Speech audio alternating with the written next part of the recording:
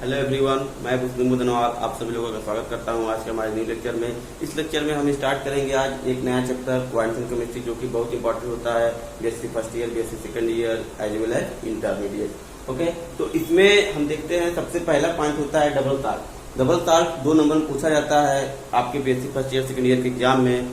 तो देखिए हम इसको स्टार्ट करते हैं। सीधा से इसका डिफिनेशन होता है double salt are those compound which exist only in crystalline solid state.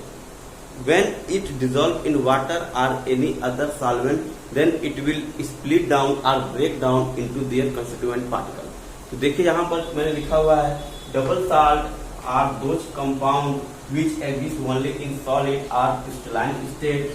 When it dissolve in water or any other solvent, then it will break down into their constituent particle. इसका मतलब ये है कि जैसे ही से आप किसी वाटर या किसी दूसरे सॉल्वेंट में डिजोल्व करते हैं तो ये उससे उस भागों में टूट जाता है जिससे ये स्वयं बना होता है। ठीक है, तो इसके एग्जाम्पल होते हैं। देखिए यहाँ पर मैंने लिख रखा है मोहर साल्ट, आप लोग सभी जानते होंगे इसके बारे में। इसका फार्मूला होता है FeSO4 NH4 twice SO4 into 6H2O। ठीक है, और दूसरा एग्जाम्पल है इसका K2SO4 Al2SO4 thrice into 24H2O, जिसे हम लोग फिटकरी के नाम से जानते हैं। इसका एक और नाम होता है पोटास एलम। ठीक है, बचपन हमने इसके बारे में बहुत पढ़ा लिखा है।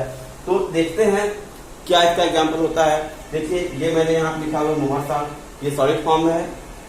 जैसे इसको हमने किसी सॉल्वेंट में वाटर या किसी दूसरे सॉल्वेंट जिसमें डिजोल्व है इसमें इसको डिजोल्व करते हैं, मतलब इसको घोलते हैं पानी में, तो ये अपने कंस्टिट्यूएंट पार्टिकल में देखिए ब्रेक हो गया है। Fe+2 SO4 नेगेटिव -2 और 2NH4+। ठीक है, ये देखिए आपका पोटास एलम है। तो पोटास एलम भी देखिए आप देखे होंगे क्रिस्टलाइन फॉर्म में होता है। जैसे आप इसको डिजोल्व करते हैं तो ये अपने कंस्टिट्यूएंट पार्टिकल में टूट गया, 2K+ 4SO4 नेगेटिव और 2Al+3। तो ये हुआ डबल साल्ट। तो डबल साल्ट की जो आइडेंटिटी होती है वो केवल और केवल सॉलिड फॉर्म या क्रिस्टलाइन फॉर्म में एग्जिस्ट करती है। जैसे इसे आप वाटर या किसी दूसरे सॉल्वेंट में डिजोल्व करते हैं तो इसकी जो आइडेंटिटी होती है वो क्या होती है, डिस्ट्रॉय हो जाती है। मतलब ये इसकी प्रॉपर्टी नहीं, इसकी आइडेंटिटी क्या होती है, डिस्ट्रॉय कर जाती है। लेकिन इसमें एक चीज अलग होता है कि इसकी आइडेंटिटी भले ही डिस्ट्रॉय हो जाती है लेकिन इसकी प्रॉपर्टी यानी फिजिकल प्रॉपर्टी और केमिकल प्रॉपर्टी नहीं चेंज होती है, वो चाहे क्रिस्टलाइन फॉर्म में हो चाहे सॉल्यूशन फॉर्म में हो। तो इसका एक डिफिनेशन में ये भी आता है it remains their chemical and physical property into solid state as well solution. Okay, तो ये बात हुई डबल साल्ट की। तो अब हम चर्चा करते हैं कोऑर्डिनेशन कंपाउंड की। जैसा कि कोऑर्डिनेशन कंपाउंड चैप्टर स्टार्ट किया है मैंने, तो सबसे पहले मैंने डबल साल्ट का यहाँ पे एक्सप्लेन किया। क्यों? क्योंकि जो कोऑर्डिनेशन कंपाउंड का रिलेशन है वो कहीं न कहीं डबल साल्ट से मैच करता है उसके डिफिनेशन में। तो देखिए मैं उसको एक्सप्लेन करता हूं।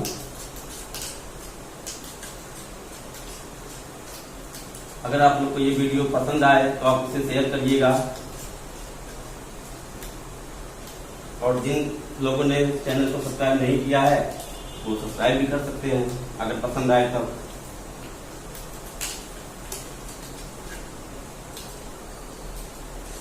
चलिए अब हम स्टार्ट करते हैं coordination compound.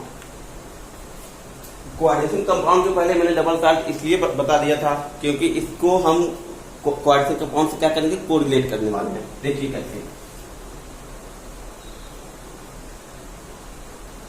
Coordination complexes are compound.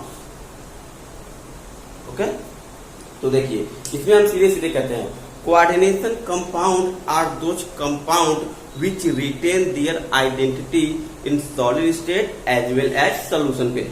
तो कहने का मतलब ये है डबल साल्ट में क्या था कि उसकी आइडेंटिटी केवल क्रिस्टलाइन फॉर्म में एग्जिस्ट करती थी, लेकिन जैसे ही उसको किसी आप वाटर किसी दूसरे सॉल्वेंट में डिसॉल्व करते थे तो उसकी आइडेंटिटी क्या होती है, डिस्ट्रॉय हो जाती थी, वो अपने कंस्टिट्यूएंट पार्टिकल में टूट जाता था। लेकिन यहाँ पर क्या है, लेकिन यहाँ पर यह है कि कोऑर्डिनेशन कंपाउंड की आइडेंटिटी मेंटेन रहती है, चाहे वो सॉलिड स्टेट में हो चाहे वो लिक्विड स्टेट में हो। ओके, तो इसको जब आप डिसॉल्व करते हैं किसी सॉल्वेंट में तो अपने कंस्टिट्यूएंट पार्टिकल में टूटता नहीं है।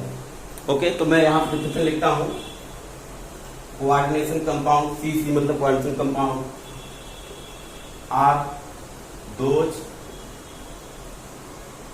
Compound which retain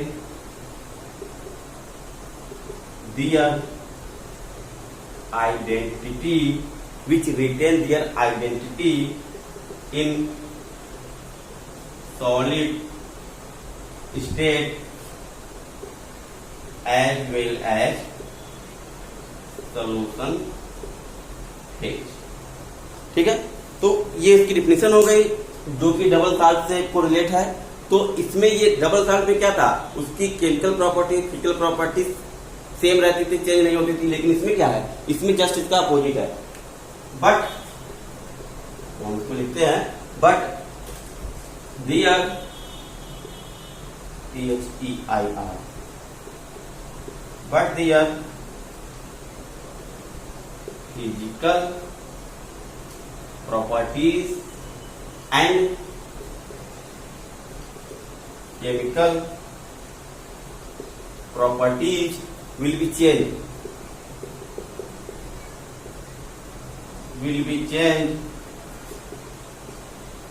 into the solution। Just correlate है डबल साल्ट और क्वांटम कंपाउंड का। देखिए क्वांटम कंपाउंड या क्वांटम कॉम्प्लेक्स का एक और डिफिनेशन भी होता है जिसमें आप डायरेक्टली कहते हैं कि कोऑर्डिनेशन कंपाउंड वह कंपाउंड होता है जिसमें कोई मेटल किसी लिगैंड से डायरेक्टली कोऑर्डिनेट बॉन्ड से अटैच होता है।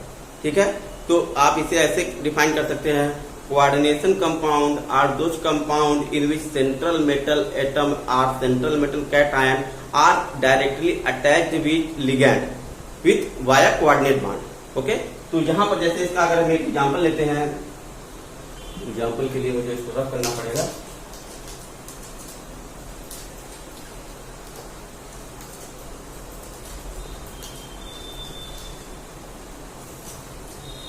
मोस्ट इंपॉर्टेंट है, 2 नंबर में पूछा जाता है आपके एग्जाम में, 60 नोट्स में लिखने के लिए आता है ये बस।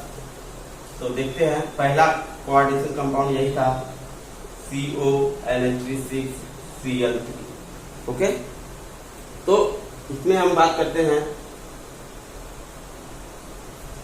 ये जब स्प्लिट होगा तो ये क्वांटम कंपाउंड हमेशा 2 भागों में स्प्लिट होता है, एक कोऑर्डिनेशन स्फीयर और दूसरा आयनाइजेशन स्फीयर। तो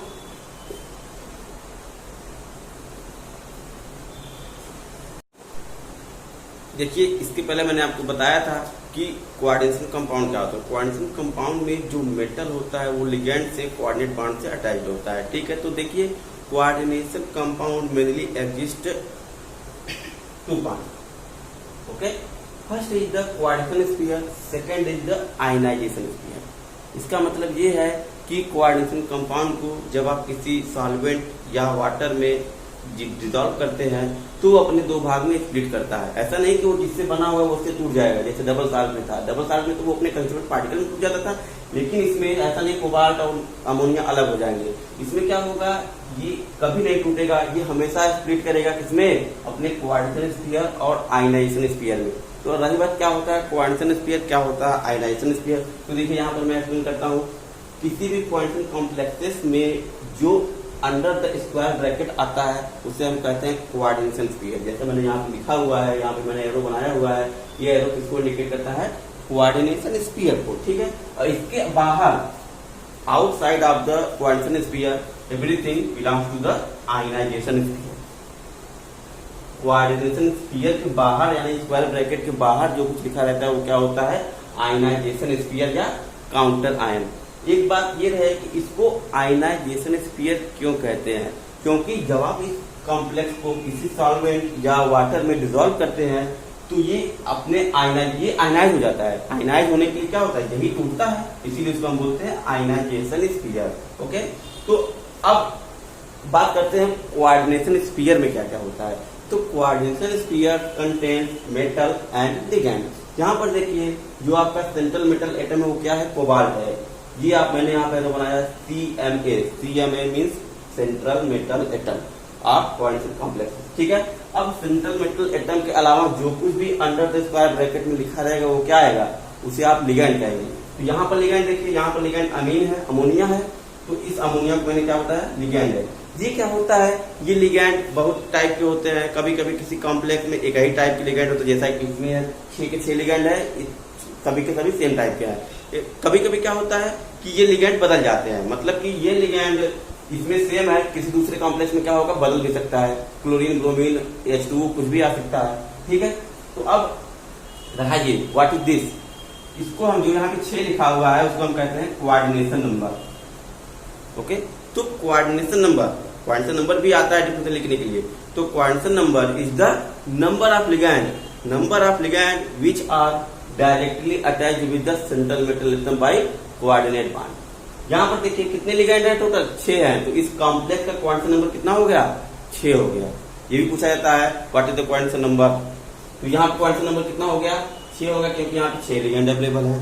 अब बात करते हैं कि जो कोऑर्डिनेशन कंपाउंड होता है वो स्प्लिट कैसे करता है। जैसे मैंने यही एग्जांपल लिया हुआ है CONH6 into Cl3, तो आप इसको सॉल्वेंट यानी मान लीजिए सिल्वर नाइट्रेट, इसको आप डिजोल्व करते हैं। ठीक है, तो डिजोल्व करने से ये किसमें टूटेगा, ये अपने कोऑर्डिनेशन स्फीयर और आयनाइजेशन स्फीयर में टूटेगा। तो ये आपका देखिए कोऑर्डिनेशन स्फीयर टूटा हुआ है, ये क्या है, आयनाइजेशन स्फीयर में टूटा हुआ है। इसके अलावा कोई भी बॉन्ड इसमें ब्रेक नहीं होता है। ओके, तो एक क्वेश्चन आपसे ये पूछा जाता है कि हाउ मेनी प्रेसिपिटेट, जैसे कि मान लीजिए इसी पूछा जाए कि इस रिएक्शन में AgCl के कितने प्रेसिपिटेट मिलेंगे, तो जाहिर सी बात है ये आपका AgNO3 अगर हम यहां पे स्प्लिट करते हैं,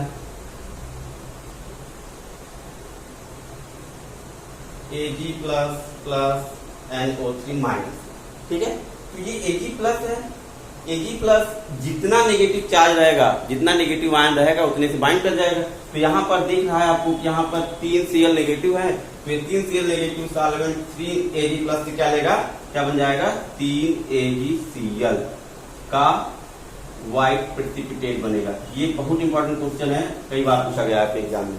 ठीक है, तो इस कॉम्प्लेक्स में जब आप AgNO3 में डिजोल्व करते हैं इस कॉम्प्लेक्स को, तो 3 AgCl बनता है, जिसका व्हाइट प्रेसिपिटेट यहाँ पे बनता है। ठीक है, क्यों, क्योंकि ये काउंटर आयन होता है, काउंटर आयन में 3Cl आयन है, यहाँ पे स्प्लिट कर जाता है। Thank you.